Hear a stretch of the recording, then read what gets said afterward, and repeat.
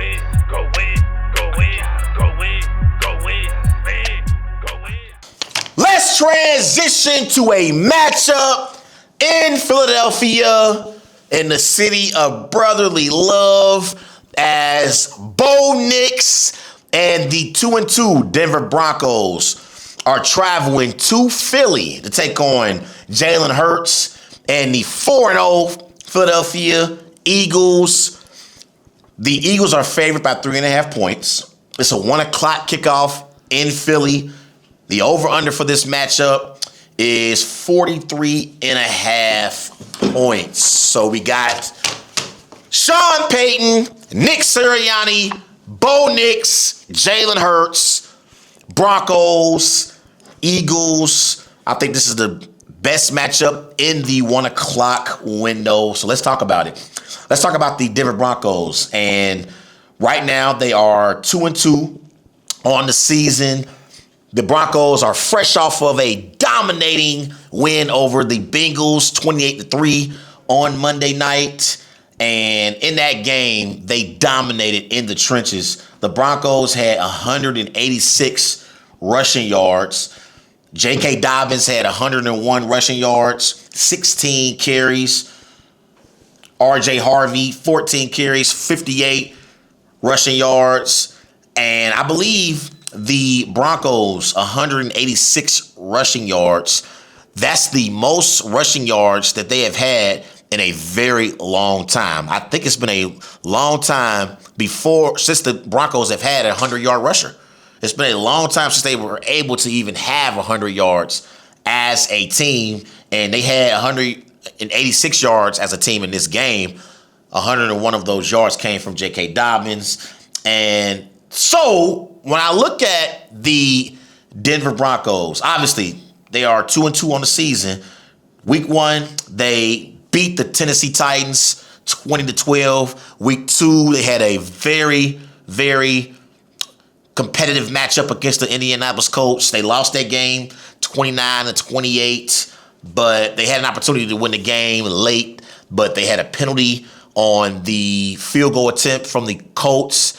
The Colts got another opportunity. They won that game 29-28 over the Denver Broncos. The Broncos, then they went to L.A. They played a very competitive game against the L.A. Chargers, but they did come up short, 23-20, and they dominated the Bengals 28-3. And when I look at the Denver Broncos dominating the Bengals on Monday night was no surprise because Sean Payton is great on Monday Night Football. Sean Payton, he has 20 wins, and he's one of 5 head coaches to have 20 wins on Monday Night Football, and he averages 28 points per game. That's the 3rd most by a head coach all time on Monday Night Football. So Sean Payton's teams average 28 points per game. So Sean Payton is a great head coach, but he's a spectacular head coach on Monday Night Football. And when I look at this Broncos team, let's start off with Bo Nix. So far this season, Bo Nix has 7 touchdowns, 4 interceptions, 861 passing yards. He's completing 66% of his passes. Obviously, this is Bo Nix's 2nd year. And I believe that Bo Nix is the perfect quarterback for Sean Payton. And I don't believe Bo Nix is going to be as great as Drew Brees was, but Bo Nix does display some of Drew Brees' characteristics on the football field. And I believe that Sean Payton recognizes Bo Nix as his franchise quarterback moving forward. And I believe that the Broncos are set up for success for future seasons to come.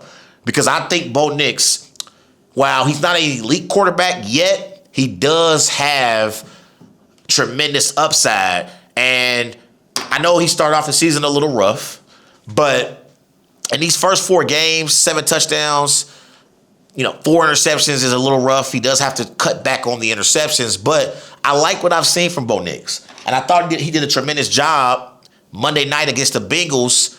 After that interception that he threw, he bounced right back, came right back, and he led the Broncos down the field, and they got a touchdown before the half. He threw a touchdown pass to Courtland Sutton, and he is the leader of this Broncos offense. And overall, in the game against the Bengals, Bo Nix, he went 29 for 42. He threw for 326 passing yards, 2 touchdowns. He did have the 1 interception. I believe that was thrown in the red zone.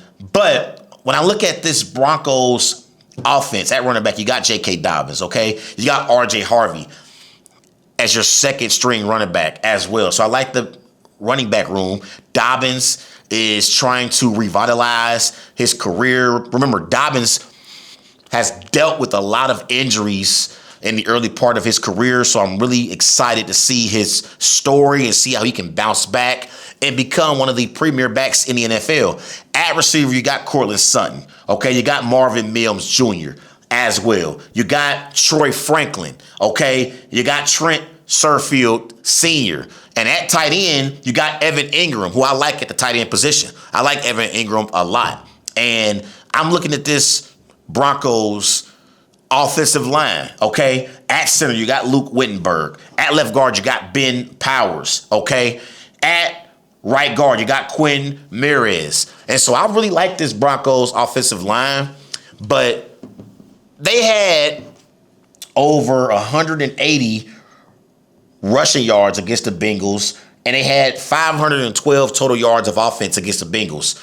As great of a performance that was for the Broncos offensively, I'm not going to give them a whole lot of credit because it's the Bengals defense that they were going up against. The Bengals have one of the worst defenses in the NFL, but overall, I do believe that the Broncos offensively have the pieces to be a good offense. I don't believe that they have a game changer to be an elite offense like the Eagles have Saquon Barkley and A.J. Brown.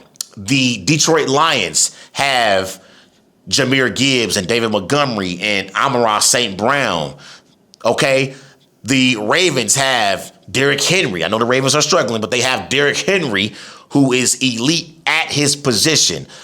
I don't believe that the Broncos have an elite player offensively.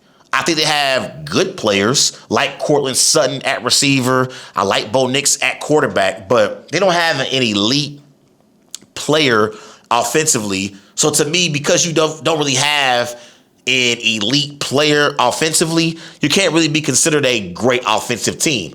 But I do believe that they are a good offensive team that has moments. Now, let's talk about their defense. Now, defensively, they're led by their team, and they have a pretty solid defense. Defensively, you got Zach Allen, DJ Jones up front, Jonathan Cooper at linebacker. In that secondary, you still got Pat Surtain. Pat Surtain is one of the best DBs in the NFL.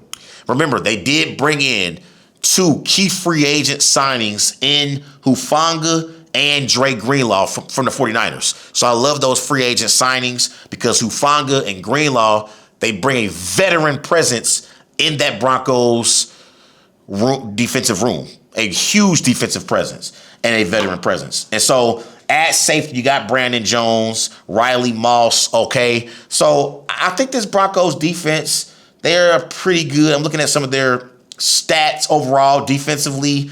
They are 11th in total yards given up. They give up 313 yards per game. They only give up 186 passing yards per game. That's tied for 9th in the NFL. They're pretty good against the run. They give up 99 rushing yards per game, and they only give up 17 yards per game, which is tied for 2nd. So this Broncos defense is a good defense. I don't believe they are an elite defense, but similar to their offense, I think they are very good. And this is why I believe the Broncos are a playoff team in the AFC. Now, let's talk about the Philadelphia Eagles. As the Eagles, they are obviously 4-0 on the season. And the Eagles, they beat the Cowboys week 1 in the opening night game of the season, 24-20. They followed that up. They beat the Chiefs 20-17 in Kansas City in week 2. They overcame a 19-point deficit and beat the Rams in week 3 in Philadelphia. They won that game 33-26. And then they beat Baker Mayfield and the Tampa Bay Buccaneers 31-25 Sunday in Tampa. So, when it comes to the Philadelphia Eagles, obviously we have to start with Jalen Hurts. He is their quarterback. And so far this season, Jalen Hurts, 5 touchdowns, 0 interceptions, 609 passing yards. He's completing 69% of his passes. But the thing is, even though the Eagles are 4-0 and they are the defending Super Bowl champions, I'm looking at this Eagles offense. Offensively, the Eagles have not impressed me. So far this year, these are the Eagles' statistics. They're averaging 27 points per game. That's actually top 10, and that's pretty good. They're coming in at 7th. So that's 7th for the Eagles. But here's where it's shaky for the Eagles. They average 252 total yards per game. That's ranked 30th in the NFL. They average 4.2 yards per play. That's ranked 30th in the NFL. And they average 138 passing yards per game. That's ranked 31st in the NFL. And the Eagles, they have the 3rd highest 3-and-out percentage. The Vikings and Bengals have more 3-and-outs than the Eagles. The Eagles, on 34% of their third downs, they do not come. Actually, that's the opposite. So they come through on 34% of their third downs. So that's not very good. And so an offense that has Jalen Hurts, Saquon Barkley, A.J. Brown, Devontae Smith, Dallas Goedert, and an elite offensive line, they're not, from a statistics standpoint, they have not been very good through the first 4 weeks of the season. They haven't. And so, to me, the Eagles have to improve throwing the football down the field, and they got to get Saquon involved at some point. Now, Saquon, in the first 4 weeks of the season, he has been quiet, but I do believe the Eagles are trying to, basically, they're trying to have Saquon healthy and have him ready to rock and roll once we get to December and later in the season. They are trying to manage Saquon right now and not have Saquon get a whole bunch of carries. But I do believe that Saquon Barkley, as the season wanes, he will get better and they will increase his workload. And by the time late November, December rolls around, Saquon will be involved in the Eagles' game plan heavily offensively. They also got to get A.J. Brown more involved. And I believe that A.J. Brown is a top 10 receiver in the NFL. But when you look at his stats so far this year, against the Cowboys, 1 target, 1 reception, 8 yards. Against the Chiefs, 8 targets, 5 receptions, 27 receiving yards. He had his best performance of the season against the Rams in week 3, 10 receptions, 6 receptions, 109 receiving yards. So he had 10 targets in that game and caught 6 passes. And against the Bucks, 9 targets, 2 receptions, 7 yards. So that's not good. A.J. Brown has to be more involved for the Eagles if they are going to try and defend their crown. And I'm looking at this Eagles football team overall. Obviously, they have an elite defense, and they are a very balanced football team.